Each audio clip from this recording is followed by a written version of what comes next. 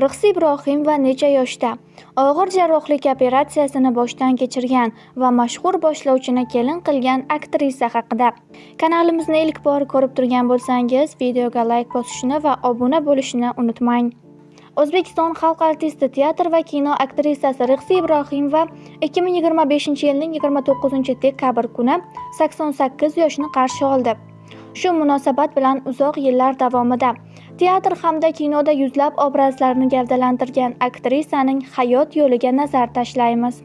Rixsi Ibrohim va 1937-yilning 29-dekabr sanasida Toshkentda tavallud topgan. Uning oilasi san'atkorlar yo'q, ammo otasi adabiyotni yoqtirgani va sibizg'a chalishni yaxshi ko'rganini yaxshi eslaydi. Otam rahmatli onasidan erta ayrilib, o'gay onaning qo'lida ulg'aygan, ammo oilada bir-biriga nihoyatda mehrli bo'lishgan ekan. Men tug'ilishimdan avval Taxtapuldagi ota hovlisidan yangi uy yerga ko'chib o'tgan ekan. Yangi hovlida tug'ilganim uchun rizqli qiz tug'ildi, ismini Rixsixon qo'yamiz degan ekan. Otam oddiy ishda ishlasa ham nihoyatda ilmli inson edi. Qatag'on yillar qanchalik og'ir kechganligini yaxshi bilasizlar. Hatto o'tgan kunlar asarini ham o'qish mumkin emasdi. Otamda esa mana shu kitob bor edi. Asarni rus tilidagi tibbiyot kitobining ichiga solib qo'yardi. Bir qaragan inson uni o'tgan kunlar deb bilmasdi. Shu bilan birga u har doim yashirincha saqlanardi. Kech tushganida qo'ni-qo'shnilar uyimizga chiqishardi va otam kitobni o'qib berardi. Bundan tashqari otam sibizg'a chalishni yaxshi ko'rardi. Tunda chalib bergani va bir uy qo'shnilar bilan tinglaganimiz kechagidek esimda, deydi aktrisa. Aktrisa bolaligi qiyin kunlarga to'g'ri kelgani, nonini o'lchab yeyishgani va tasodifan urushdan qaytgan o'liklarni ko'rib qolgani haqida so'zlab berdi. Hozirgi yoshlarga bolaligim haqida so'zlab bersam, xuddi ertaga eshitayotgandek bo'lishadi. Oilada 7 ta farzand bo'lganimiz uchun hamma narsa o'lchoqlik edi. Onam kechga hammamizga bir burdadan non berib, hammasini yeb qo'ymagin, ertaga maktabga olib ketishing kerak derdi. Odamlar faqat qorin g'amini yerdi. Onam, otasi shuncha bolaning to'yini qanday qilamiz? Sandiqqa bir ro'mol ham tashlab qo'ymadik deb kuyunib gapirsa, peshonasiga bersin. Hozircha qornini to'ydirib turaylik, bir gap bo'lar derdi. Teatrga birinchi marta kelganimda 16 yoshda edim. Shundan buyon 71 yil davomida sahnada bo'ldim. Yoshligimdagi hayotim butunlay boshqacha o'tgan. Agar sahnadagi ijodiy faoliyatimga nazar tashlaydigan bo'lsam, teatr va kinodagi hayotimning har bir yili, kuni, hatto daqiqasi ajoyib o'tgan. Ijro etgan obrazlarimning hammasini yig'sak bir jahon bo'lsa kerak. Teatrimizga birinchi tamal toshini Hamza Hakimzoda Niyoziy qo'ygan. Shu inson ko'plab ustozlarimiz bilan birga ish boshlashgan. Milliy akademik teatrimiz ilgari Hamza teatri deyilardi. Shu dargohdagi katta ustozlarni ko'rib, ular bilan birga ishlab qolganman. Umrimning eng chiroyli damlari ana shu insonlar bilan birga o'tgan.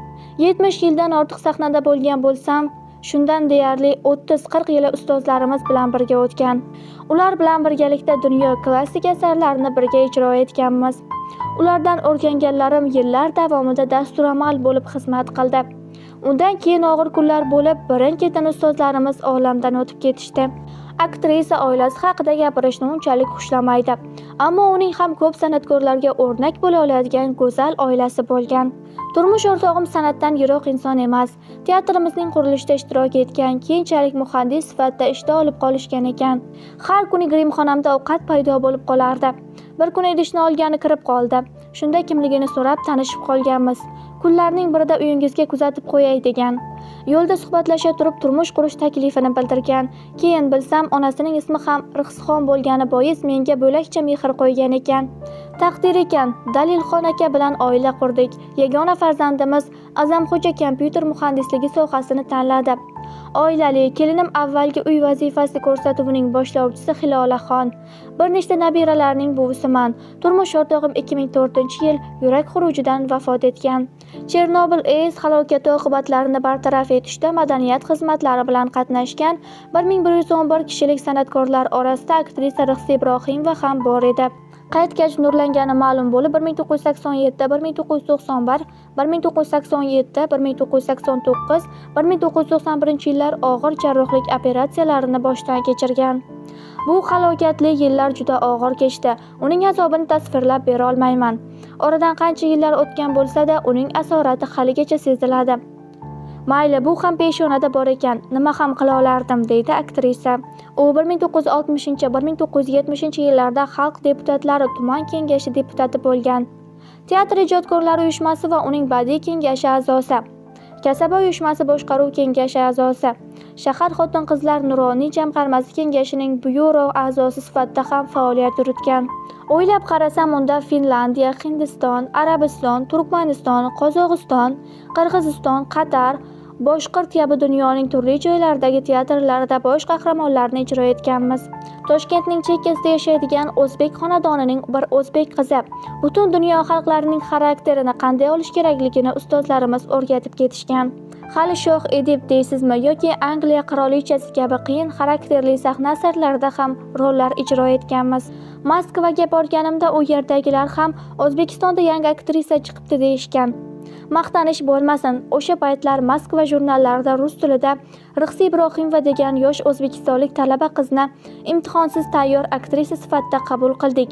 Mazmunidagi xabarlar rasmlarimiz bilan birgalikda chiqqan. Shu bilan yulduz bo'lib ketdik.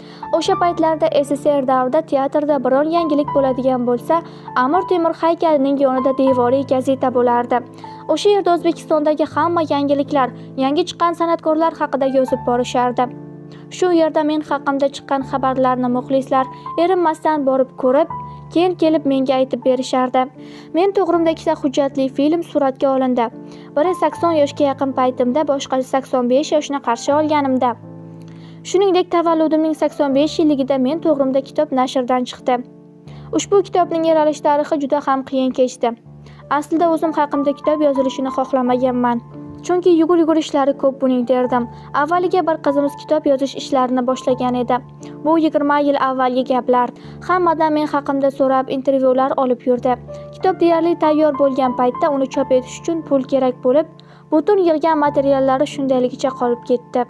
Undan keyin Toshpo'lat Tursunovich degan professorimiz men to'g'rimda kitob yozmoqchi ekanliklarini, shuning uchun boshqalarga buning uchun ruxsat bermay turishimni aytdilar. U kishi teatrdagi sahna asarlarimga ham taqriz yozib yurardilar. Ular bilan 2 marta shu bo'yicha suhbatlashdik. Keyin kutilmaganda qaysidir yurtga borib davolanib keladigan bo'lib qoldi u kishi. Yana boshlagan ish oxiriga yetkazilmay qolib ketdi. So'ng shu taklif bilan chiqqan oxirgi qizimiz professor Dilfuza Rahmatullayeva ruxsatimni olib, shu ishni o'zi tugallab qo'yishini aytdi. Yozish jarayonlari 2-3 yil vaqt talab qildi.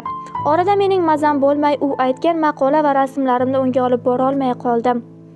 O'zimga kelib yaxshilanganimdan keyin kerakli materiallarni olib bordim. Yana boshqa bir kitob yozishni ham boshlab qo'ygan ekan. Shunday bo'lsa ham ikkita kitobni bir vaqtda yozib tugatib berdi shu qizimiz. Yaqin orada kitob taqdimoti o'tkazilishi kerak bo'lgan vaqtda esa to'satdan insult bo'lib 3 oy komada yotdi. Shu bilan taqdimot keyinroqqa yil oxiri ko'chirildi. Ammo taqdimot kuni shu qiz olamdan o'tib qoldi. Rixsi opa, kitobingizni albatta yozib tugatamiz, nashrdan ham chiqaramiz, derdi Dilfuza qizim. Aytganini bajardi, yozib tugatdi, nashrdan chiqardi.